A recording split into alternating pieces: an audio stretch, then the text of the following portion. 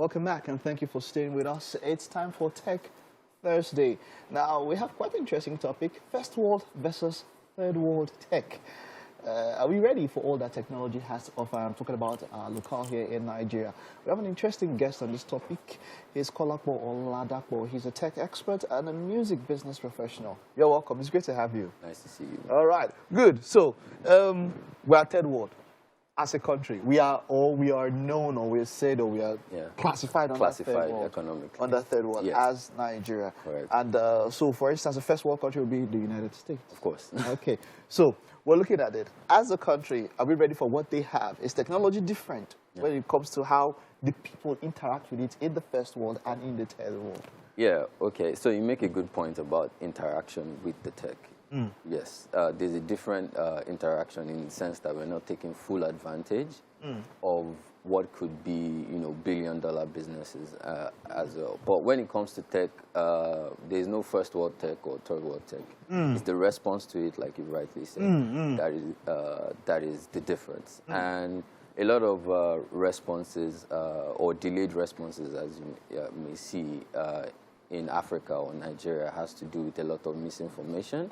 You see during the pandemic, there was a lot of, fanatical, conspiracy theories as to how COVID, or 5G. Man, let's not just, like if we go into that, even from people I respected. Exactly. When it comes to that, exactly. So being educated doesn't make you immune to misinformation. And you see a lot of fake news. I like the way you put that. Exactly. So like education is like a muscle. You need to keep learning. And something people find difficult is unlearning, as well. And that's a very strong point when it comes to not just learning, but unlearning things that you thought. Exactly, and that affects the reception of tech in Nigeria and in Africa, and even in the US. Surprisingly, sometimes you see some people saying, some smaller sections saying, "Oh, we're not going to vaccinate our children, or we're not going to, do this and do that," and the world has come to a place where, there's no science student, commercial student, and,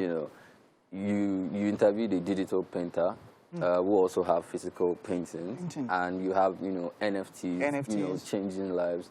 And you really can't stop tech, You can say, 5G is causing coronavirus, but 5G is coming to Nigeria in August. The MTN is beginning the rollout in August at the end of the day, and a lot of our lives. And, to take it to a comical aspect, when you see, in the 70s and the 90s, you have people's dads say, I'm traveling for a business trip, and, they just have another family somewhere. But there's that awareness now where you have Instagram, you have TikTok. I mean, I'm not saying it's still not happening. It's just there's the awareness. People are like, is this not so person's exactly? And you look at Instagram, the algorithm. If you're a musician now, you need to pay attention to all that. You can display NFTs on artist profiles now.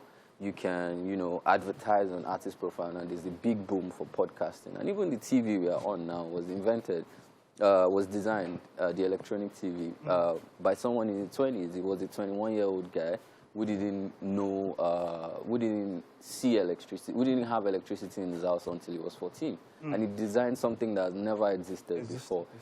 You get it? His name was Philo Farnsworth. And, there's so much possibilities. With tech as well. Now, something I want to mention is there are times when policies from government that affect how people relate or interact with technology, especially in the third world. I mean, there was a time when Twitter was banned for quite a while.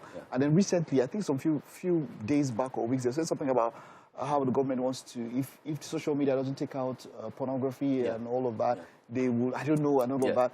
In that one, can one, and it's necessitated the use for VPN in some quarters. We can't access some form of technology because of where we are and all that.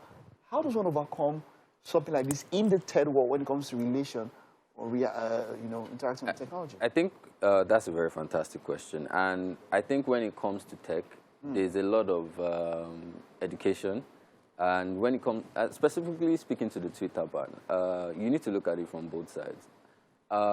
If, for instance, when you look at that, you see somebody tweeting profanity or bullying someone in Yoruba or Igbo or Hausa, you need to ask yourself how many Twitter regulators, right? Can understand exactly the vernacular. What I'm saying. And that can cause damage. And it's not just a third world problem. It's a first world problem. Remember, Donald Trump is not on Twitter anymore.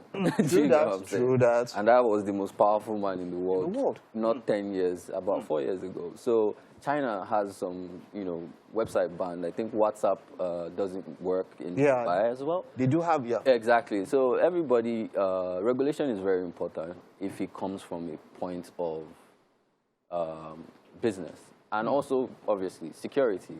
And I will not say, oh, the government was wrong in banning Twitter, the government was right in banning Twitter. I mean, we lost a lot of money, but at the same time, we came to the table to say, why is Twitter not registered in Nigeria, or are they registered in Nigeria? And new policies formed to grow it as well. But, if it comes from a standpoint of, being vindictive against a particular business or silencing speech, then there's that as well. But we need to look from the government side as well, and also look at opportunities that could happen if companies like Twitter, like Google, come to Nigeria or come to Africa, not even Nigeria, and create employment, create new products. There are some products that are on Facebook that are not accessible to us in Nigeria. Do you get what I'm saying? So it's that adoption, regulation, it's all part of the process. It may not be nice to us today, but to be nice to us tomorrow as well. Wonderful, wonderful, Kolapo. It's great talking to you. I hope we'll have you for 1 or 2 more episodes. We have some other topics to talk about, but this was quite enlightening. Thank you very much. And interesting to talk about.